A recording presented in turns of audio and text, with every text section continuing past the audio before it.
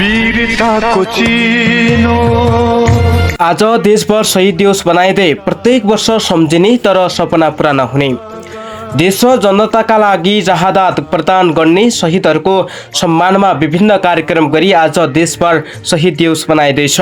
इतिहासको विभिन्न कालखण्डमा प्रजातन्त्र राष्ट्र र स्वतन्त्र शहीद जनताका पक्षमा भएका आन्दोलनमा मृत्युवरण गरेका वीर सपुतहरूको सम्मानमा सर्वव्यापी कार्यक्रम गरी शहीद दिवस मनाउने परम्परा छ।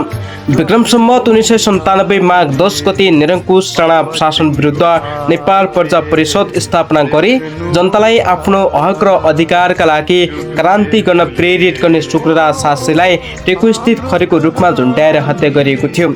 यस्तै माघ 13 गते सिफलमा धर्मभक्त माथिमालाई झुन्ड्याएको थियो भने माघ 15 गते दशचन्द बङ्गला श्रेष्ठलाई शोभा भगवतीमा गोली खानी हत्या गरिएको थियो।